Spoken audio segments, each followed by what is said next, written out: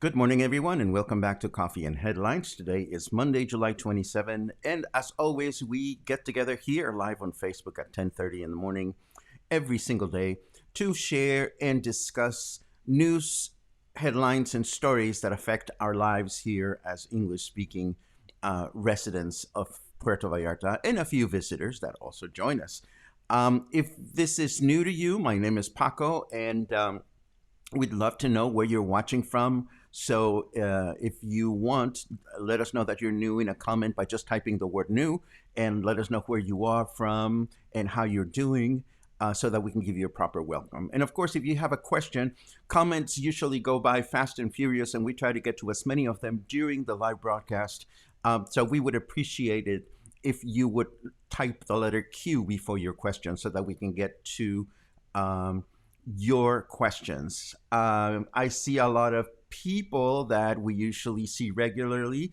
Deanna comments, we are on the verge of a total lockdown. Yes, we will talk about that today because it seems like we're headed in that direction, I'm afraid. Marcy comments, Good morning, everyone. And Sharon comments, good morning, great storm last night. It wasn't so great for me. I had to survive one of the most annoying rites of passages one could possibly survive in Puerto Vallarta. I was heading home late last night, and to get home, I have to take a right from Libramiento onto Francisco Villa Avenue. And Francisco Villa is known to many as a street that floods considerably during the rain. And I've never had a problem with it before on my SUV, but that changed last night. Last night, I completely overestimated my SUV's capacity to move forward and underestimated the amount of water that was coming down the street, and I got flooded. And it wasn't fun. It's not fun to get flooded in the middle of Francisco Villa, and then you try to open your car door, and all of a sudden you look down at your feet, and there's like 4 inches of water inside of your car. So fortunately, some kind people helped me move the car and park it on an off street, and I'm still going through withdrawal, and I haven't gone back to look at it, primarily because I have to get all the show notes and everything prepared for this morning. But as soon as I'm done doing that, I'll go take a look at how my little baby car is doing. I hope she will run, and I hope it won't be something of major consequence. Great to see all these wonderful people. Great to see you all here. Great to see people that we say hello to on a regular basis. I'm glad to see that Michal has met Araceli. I bought some cookies from her again. And she's always wonderful. She's always wonderful. And something else before we get into the news, I also wanted to mention that yesterday, while we were enjoying this wonderful interview with my dear friend and orchestra conductor Miguel Almaguer, I noticed that a couple of you commented on having listened to the Blockbuster podcast and commented favorably. So this is going to be something. It's something that always makes me happy when we talk about something and you are actually curious to go and pursue it. Geoff asks, "What is my car's name?" Her name is Grisabella, of course, because she's gray. And that's pretty much it. Today we have tricky news. As always, it is Monday, and we have to look at the numbers shared by our governor, Enrique Alfaro. And we also want to do some follow-up on this unfortunate murder that took place in Fluvial a couple of weekends ago. And of course, now we learned that it was much more than that, unfortunately. And there's other news that are important, as always, and a few leisurely stuff. So we might as well get going.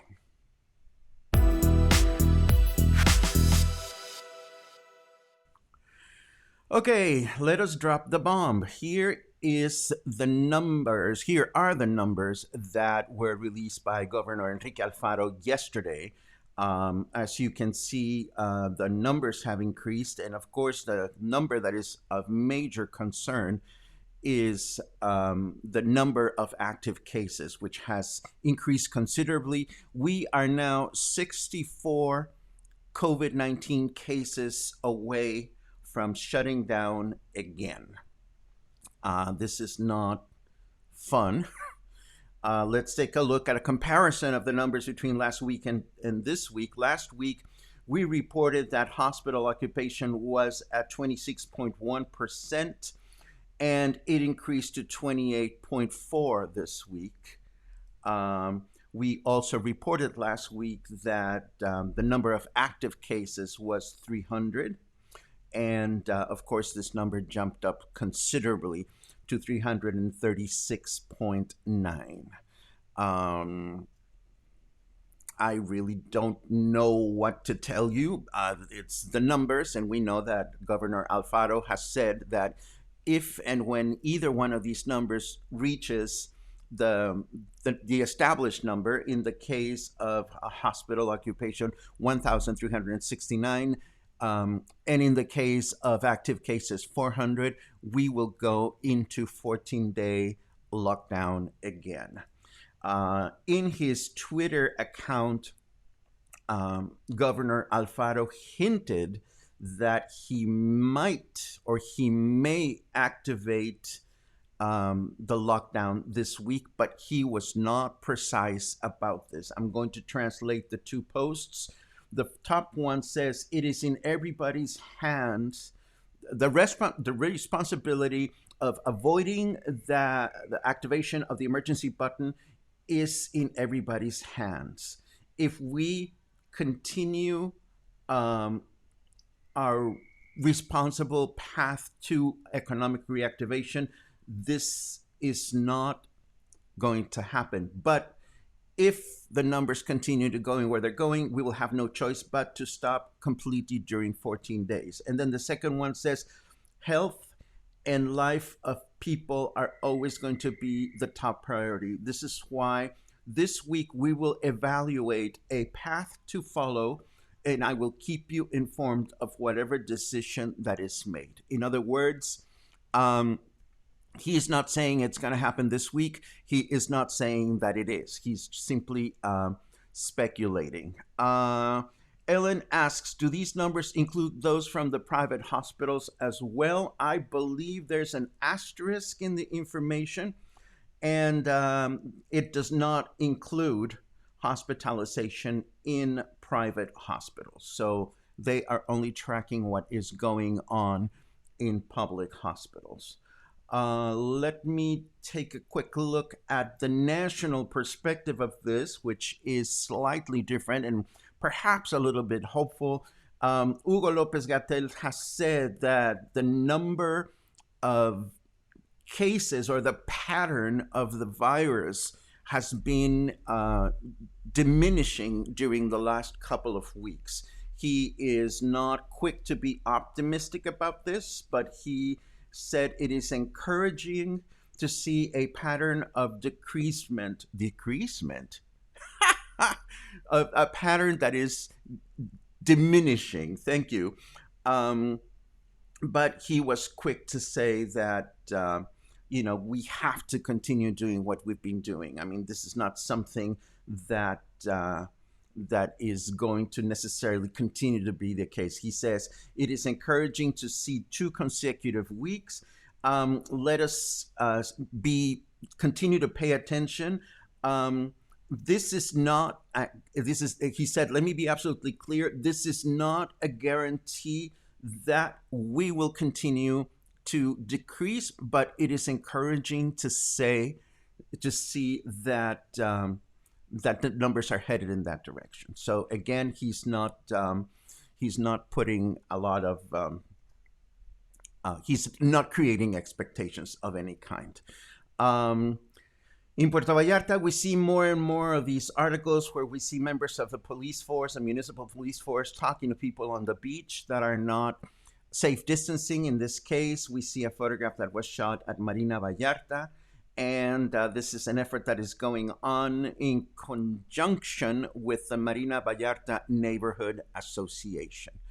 Along the lines of what we can or should do or not do, if you've been wearing your face mask right under the nose, please know that the nose is the favorite place that the COVID-19 virus likes to go.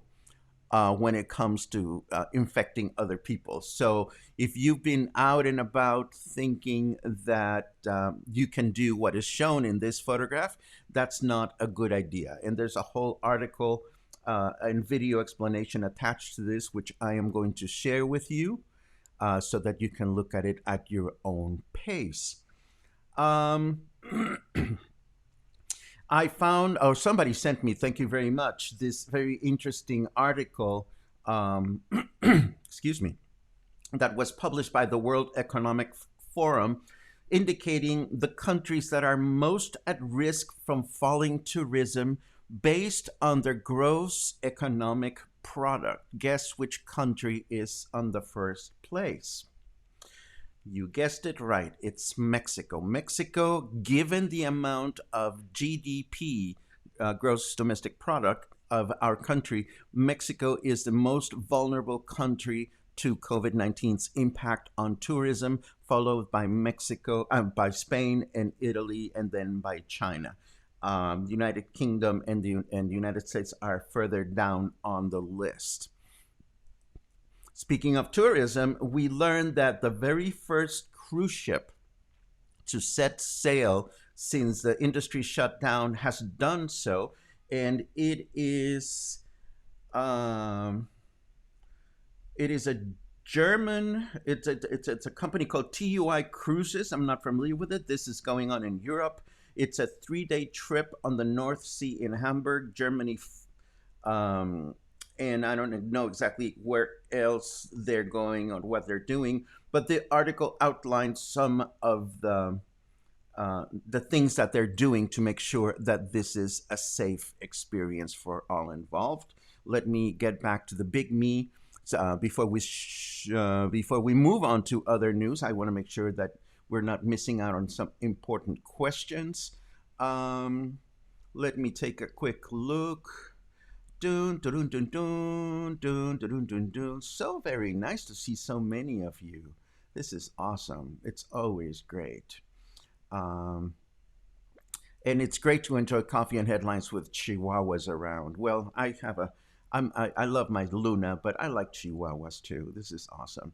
Question: Group missing after attacking Puerto Vallarta, mentioning PVD and News Online. We're getting there, Sherry, slowly but steadily. Let's see. Kathleen finished Blockbuster season 1, moving on to season 2. You're going to love season 2. It's really amazing. We answered Ellen's questions on the numbers on the hospital. Are the civic cases, I think you meant to say COVID, per 100,000 or million? Susan, I have no idea. To be honest with you, we're not really big on numbers here at Coffee and Headlines. What we're really big on is personal responsibility. So I don't know that I have a correct answer for you.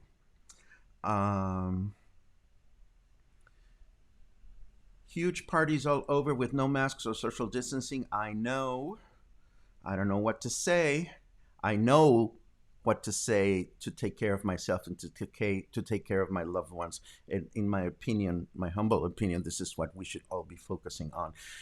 Now, let me give you a blow-by-blow of the situation that happened in Fluvial. What we knew, and I have some commentary about this, what we knew is that a man was murdered in Fluvial.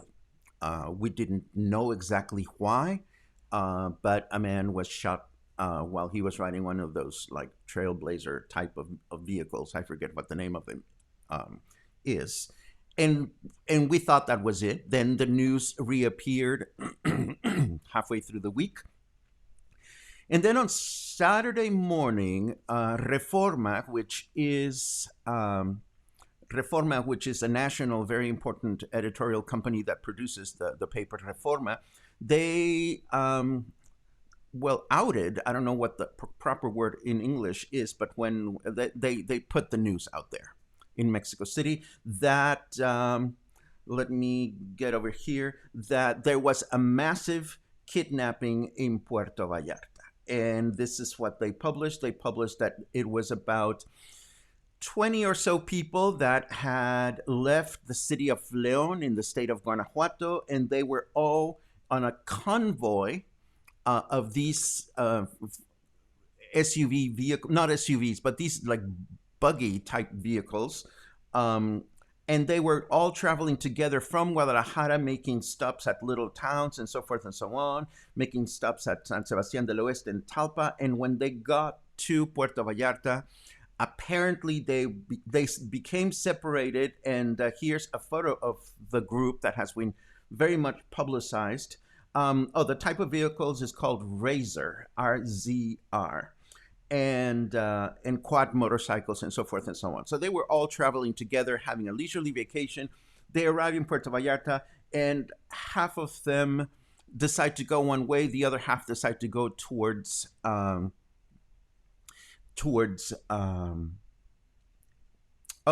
Fluvial. Sorry about that. Towards Fluvial, and this is where things become unclear because this is what was reported by the paper. And the paper simply said that we're not really sure what happened, but some people are missing, some vehicles are missing, et cetera, et cetera. This, of course, prompted in prompted the prosecutors, the state prosecutor's office, to this is a vehicle that was found in Fluvial. We've all seen this photograph. Um, um, this prompted the prosecutor's office to do a press conference, which is strangely funny. Well, not funny, but it's suspicious. It makes you wonder, as a citizen, would the prosecutor's office had held a press conference if this national newspaper had not published the note? And we frequently have talked about, either here at Coffee and Headlines or among friends, about how there's this tendency of local governors and politicians to not talk about things, and maybe that makes them go away. But that's just me projecting. This is not in the news or anything. But the fact is, this was reported by the national paper. And then, of course, the prosecutor's attorney had a press conference in which they confirmed that it was between 12 and 14 people that left Leon, Guanajuato, and arrived. But the interesting and curious thing about the press conference is that they said that neither the prosecutor's office in Jalisco or the prosecutor's office in Guanajuato have received any reports filed about people that are missing or vehicles that are missing. But of course, we know that these vehicles are missing, and we know apparently that people are missing, but the government is not talking about this publicly yet. They're saying we're going to keep an eye on this, and we're going to keep you informed. Meanwhile, our mayor Davalos said, "Oh yeah, we had an incident." Let me see if I can quote. Yes, he said, "Hubo unos hechos," which means yes, we had an incident. There was a gunfight, and there were some racers that were doing a trip through the Jalisco mountains, and when they got here, there was a fight, and there was a man injured that later on died in the hospital. That's about as much as our mayor shared about this incident. I want to take a pause here because this might help you understand something about us Mexicans. And I'm going to generalize a little bit. We don't trust our government. We really, really don't. Whenever we see this kind of behavior, well, I was not going to bring it up, but now that I have to bring it up, I'm going to bring it up, has led to a lot of people not trusting what the government says or what they're doing. Why am I saying that? Because whereas in the United States, a lot of people that are not wearing face masks have turned this into a political situation. Here in Mexico, people that are not following the guidelines, the decision to not follow the guidelines is a lot more related with this decades old notion in Mexico that we don't trust authorities. Now, I'm generalizing. I'm not saying that all of us Mexicans are that way, but it will hopefully help you understand where some of these people that you see out and about not paying attention to the guidelines are coming from. I'm not justifying them, but I'm just trying to give you a cultural perspective into how minds and opinions operate here in Mexico. And again, that's just a personal observation. Some people might disagree with me, and that's perfectly okay. Moving on to other news. Actually, let me see if you have any questions about this particular incident. Bam, bidding, bam, bam, bam, bam. Let me take a quick look. I hope everybody's doing okay. Bam, bam. Supposedly over 300 expected. I suppose this must have to do with one of them parties that is going to happen. I know that there's been mumblings about this and that and the other. Jose Luis is asking how's the weather. We'll get to the weather in a second. Jose Luis, un momentito, por favor.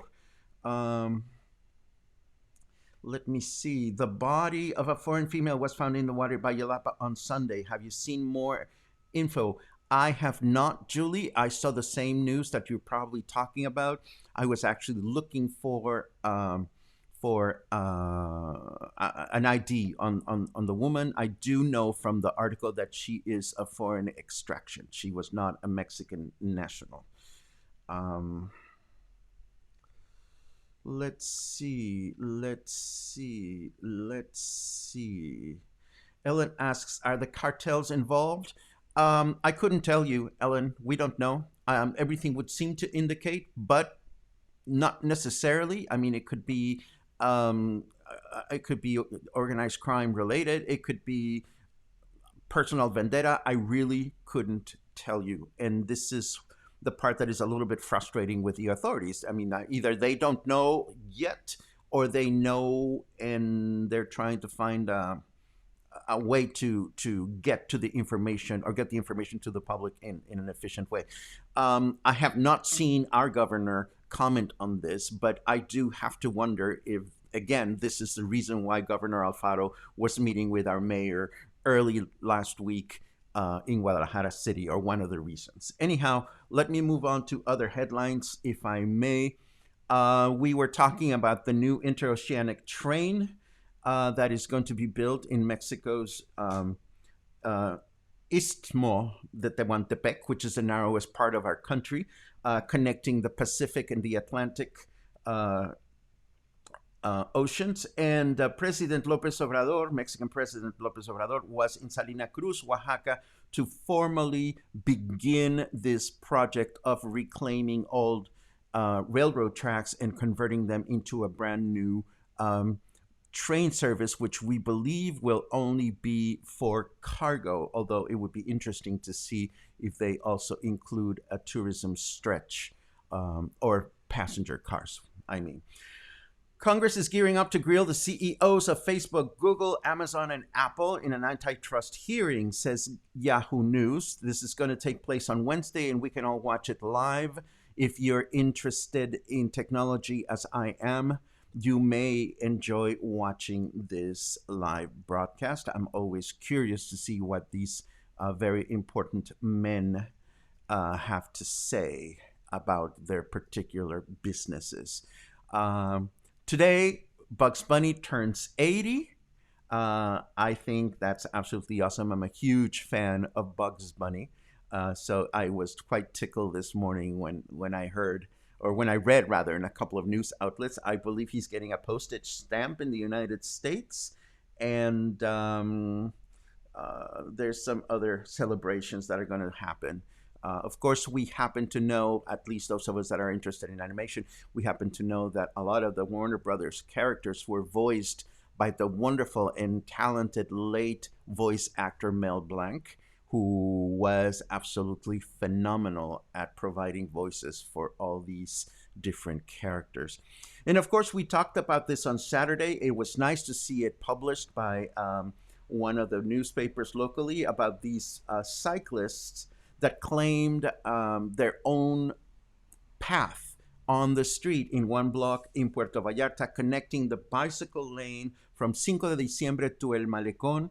In this particular news item, we also learned that they are next going to create a more safe crossing, not only for cyclists, but also for pedestrians and for people that are on wheelchairs at the intersection of Francisco Villa and González Gallo. González Gallo is the street where you take a right if you're going along Francisco Villa to get to the Macro Plaza, to get to the Walmart. So that intersection has not been very well maintained and does not really address the needs of pedestrian cyclists and people on wheelchairs. So it's nice to see that local initiatives are slowly but steadily trying to claim or reclaim these safe crossings for all of us to enjoy. And that's pretty much what I have for leisurely stuff. I'm going to take a last minute at your questions to make sure that we are all on the same page. Um, Thank you for that remark, Kathleen. I think it's fascinating, and I know this having lived in the United States for almost 20 years. I mean, when you have the opportunity to get a better understanding of the local mindset or the local cultural context of wherever we are, I think we get to enjoy our surroundings much better. So I thank you for your comment. I was wondering if you have any information on spraying for mosquitoes. I don't know, Patricia, if you're referring to the vehicles that are going around the city or perhaps even the entire bay. If you're referring to those, they are spraying for dengue because this is dengue season and it is very, well, not very dangerous, but it is very common here in Vallarta and in the state of Jalisco for that matter. If you're wondering on spraying for mosquitoes as far as carrying a small container, I always carry a small container because they love me. They are everywhere. Boom, bidim, bum, bum, bum, boom. Doom, doom, doom, doom, doom. Love Bugs Bunny looking good at 80. Don't we all wish we looked like that?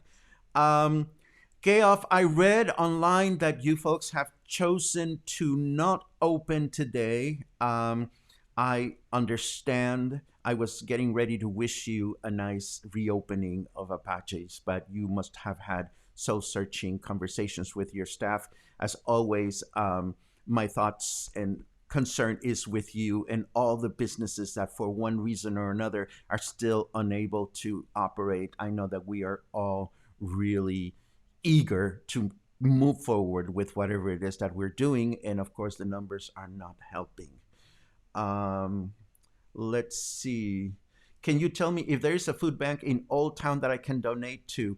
Help me out, community, because there are so many efforts now and they're all worthwhile. And if you have a specific recommendation for Stephen, please let him know, because there are several of them.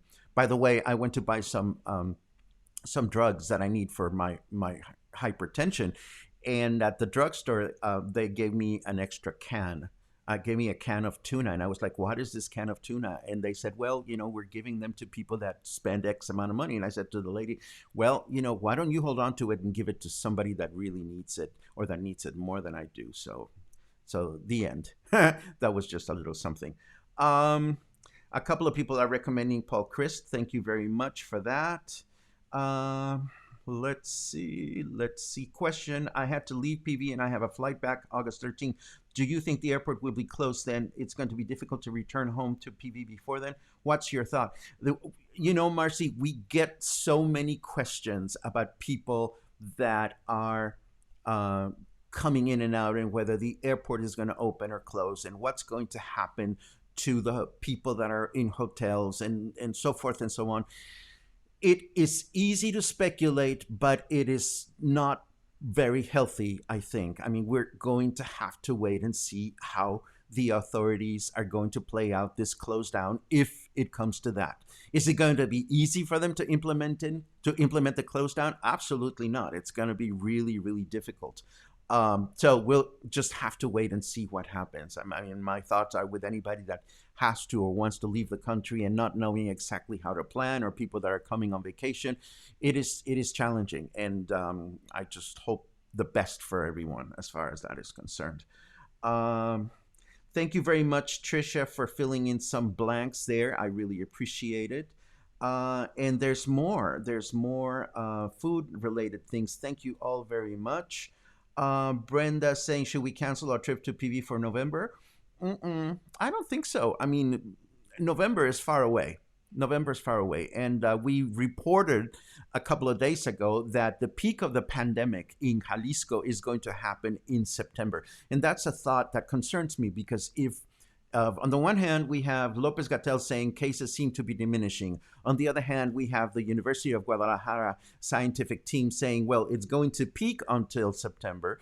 And on the other hand, we are looking closely at the number of active cases because we are fearing the possible shutdown. So my small mind tends to think, well, if the cases are going to continue to peak until September, I mean, we're headed into this close down. I really hope it doesn't happen. But on the other hand, I really hope it happens soon, because all this waiting is driving me crazy, and I'm sure it's driving everybody else crazy. I don't think I have any more constructive, useful information for you. I'm grateful to all 243 of you that are tuning live. There's a lot. Whenever we have big numbers like this, I always like to take a little bit of extra time just inviting everybody to tune in to Coffee and Headlines. We're here every morning. We talk about serious stuff. We talk about things to help us navigate through the new normal, things to keep us inspired, things to keep us creative. We try to balance a little bit of hard news with things that nurture our souls and can help us move forward through this new normal and through the pandemic. We're all living in fear, but we're all having to make choices about how much are we comfortable taking risks. With that said, if you find something useful here, if you find yourself inspired by some of the content, please consider becoming a subscriber to Coffee and Headlines. This is a community-based project, so it is thanks to you that we are able to produce these broadcasts and the content that we put together on the website. As always, I'm grateful for your company. I hope you will stay happy, stay safe, stay connected, and stay kind. These are very stressful times for everybody, and it's definitely worth it to take a breath and then move forward. Have a great day, and I'll see you tomorrow.